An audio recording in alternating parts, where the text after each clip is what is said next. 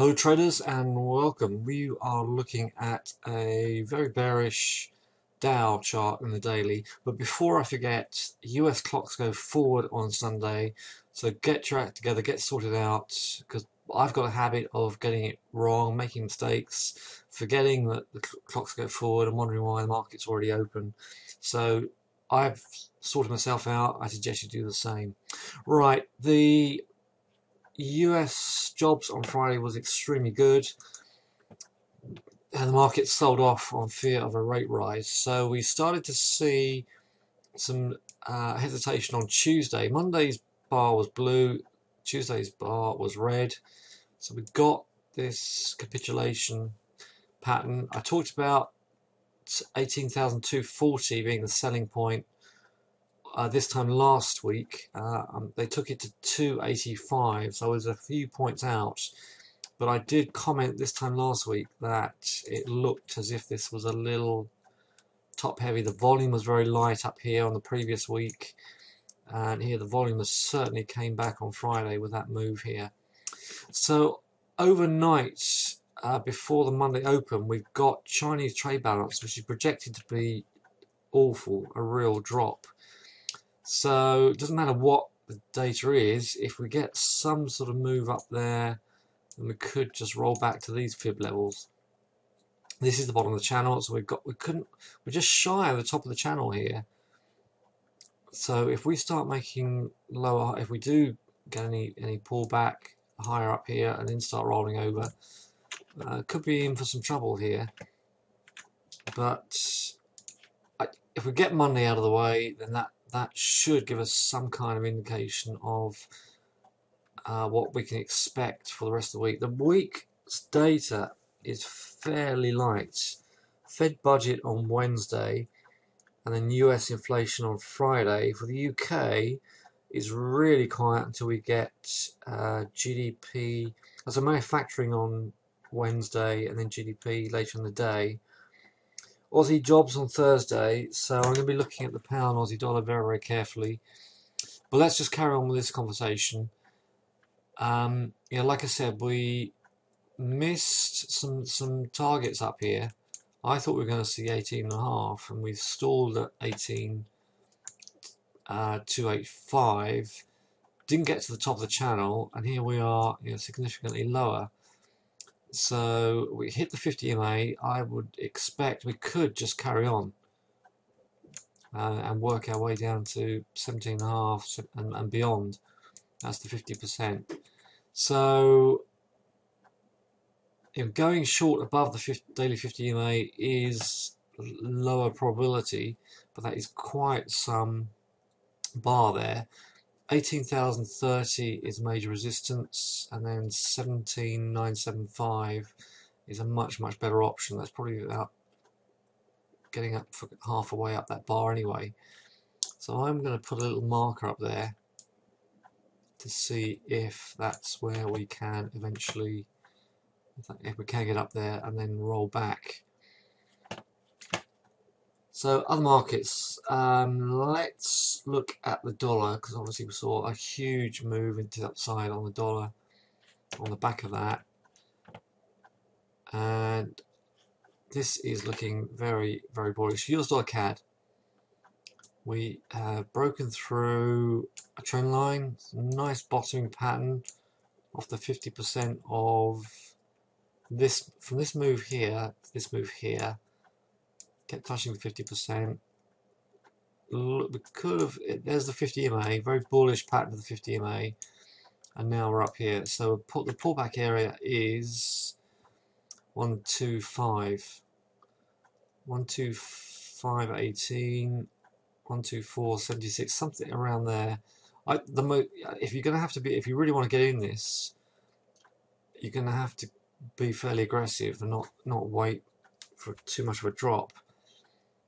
So 15250, again I'll mark that one, looks like the area to watch out for. US dollar yen, this has really struggled and been very, very slow to climb, but climb it has.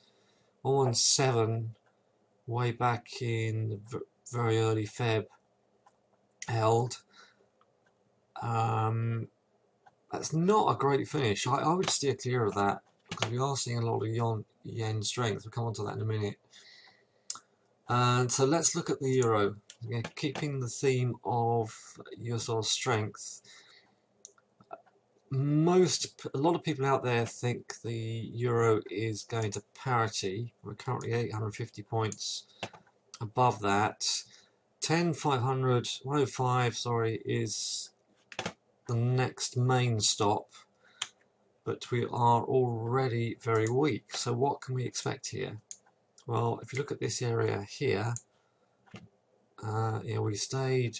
This is why in theory, there's no such thing as oversold. The markets can keep dragging this down for as long as the market wants, and we stayed oversold through all of this area here.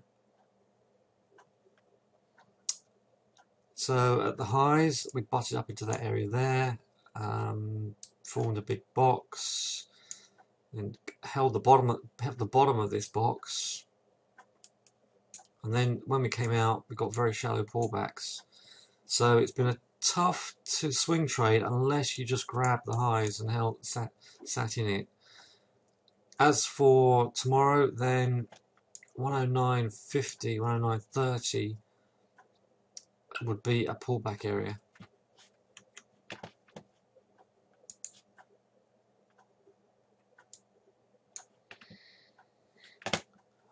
Pound US. Pound is also succumbed to dollar strength. If we pan out of that one and look at the bigger picture, then that level down here, 148, could be on the cards, because that is a very huge sell-off, and there's not that much data to support the pound unless the GDP comes up unusually large on Wednesday.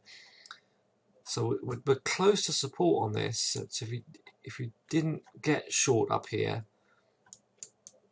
then I must admit I was thinking this would hold, but on the Wednesday we dropped out of it, hardly pulled back on Thursday, and then they just pulled the plug on the Friday.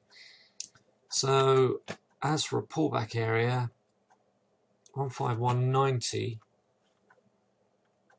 is, so with so little data on the market for the pound, we might see a drift back to that level,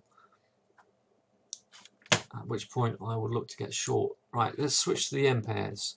Pound yen, you can see I've drawn the main channel here and the fibs. So on beginning of the week, Monday was hesitant, Tuesday we started selling, and the rest is history. So a pullback for the short area on this one is 18230, and the target area is going to be 179. That would be a lot of pivots down there. That will be the 50% fibs, that will be the daily 200, and if that doesn't hold, then we could who knows, we could even come all the way down to 173. I don't think we'll do that. What I think we'll do is potentially chop around, assuming the Chinese data is okay and not poor as expected. We could chop around. If the data just poor, then I don't think we'll even pause. We might even open on Sunday, and there might even, by the time the European market opens on Monday, we could even be down here to 180. So take a note of where the Sunday open is. If you're really interested in this particular instrument, make a note of where the Sunday open is. If we gap down, try and short a gap fill and then see if we come down here. If we gap up, obviously, and we can't hold there, then start to get short. Otherwise, stay in the market on Monday, let the market do its thing and see where we are, and then we'll talk about the options at that stage. But I think the Sunday open on a smaller time scale, see if it gaps up, gaps down, and look to see if it would test that area either Monday or Tuesday, and then potentially fall down to those areas we're looking at. So what else is there to look at? Let's look at the Aussie US, because they've got jobs on Thursday, and that was the lowest close since Feb 11th. Look at the way, this is a good example of consolidation patterns. So you get a long hard drop that pulls back to the 50 MA, and then long hard drop pulls back to the 50 MA. So we've had 1, 2, I mean, wave 3 is already underway. So if we are to drop hard,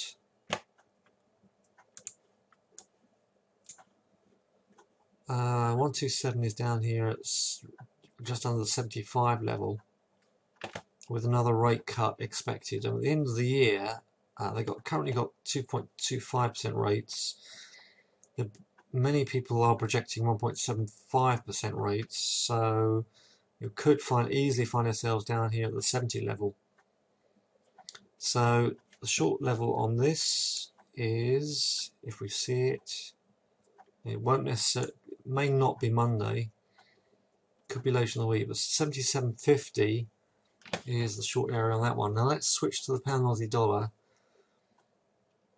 At the moment, that's looking like a bull flag. So topped out just above 200.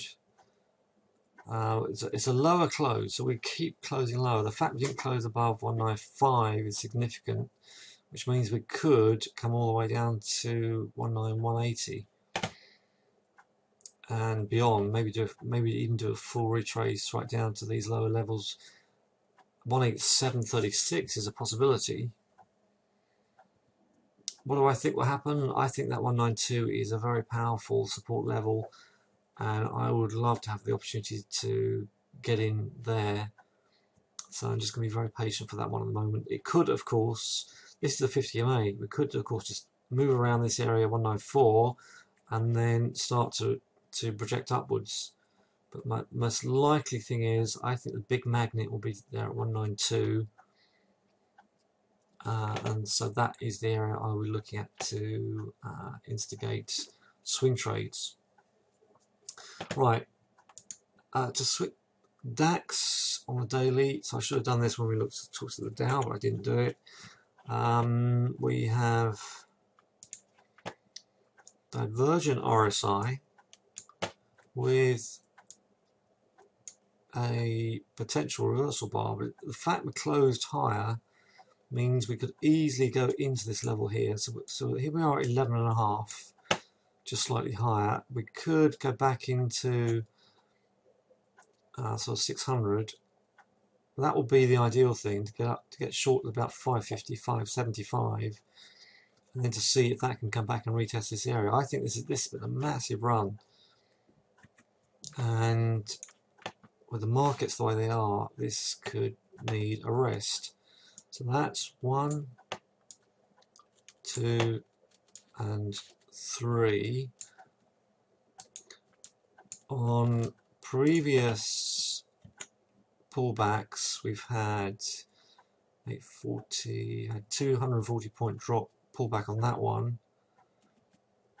So my target area would be the full 11,000 and possibly under, if that starts to drop. Bear in mind that was a higher close. So I do think by Friday next, I think we could be looking at least 11,100 and possibly even lower. It's very, very extended. We talked about before about how the markets don't like to get too far away from the 50 MA. Or at the highs, that's how far we were from the 50 MA. Most other areas have been much shorter. So I wouldn't at all be surprised to find us coming back to this level and potentially even right down to the 800 mark.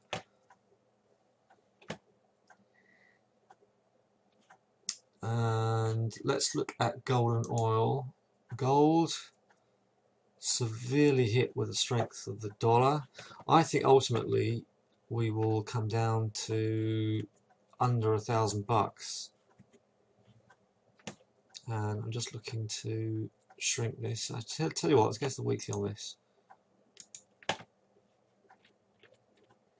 Yeah, so I've got a box on that.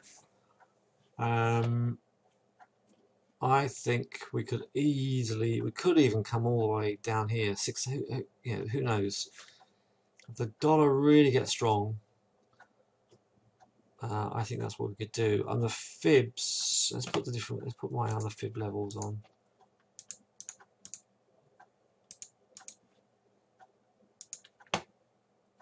Put the interim fib levels on. So 970 would be 23.6%.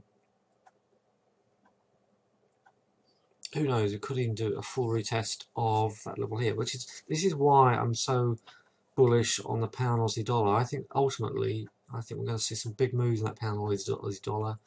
So it's about picking our spot, not getting too aggressive at the levels the pound Aussies are at the moment. Let's get at least this the Aussie jobs out of the way, and then pick our way through it. Let's look at oil. This is on the weekly chart, and we held our own. We are holding our own. So the good jobs data is holding us up, but it's under pressure from a strong dollar.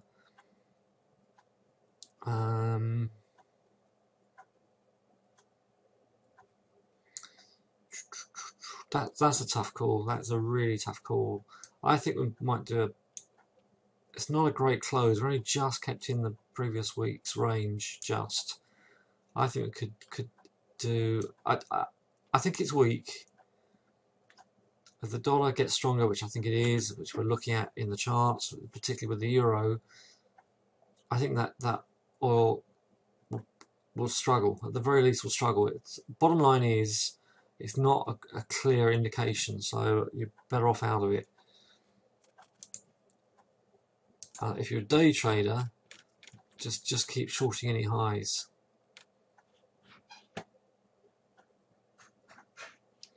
But that could ultimately, so we are literally just hanging on at the moment. But I think a full retest of 45, this area here, is on the cards, and a pullback to 50-50. A retest of that start, if we see it, could be a great place to get in. Okay, Traders Roundtable on Monday is going to be on fibs. So we're going to talk about fibs in the context of bigger picture and intraday and day trading.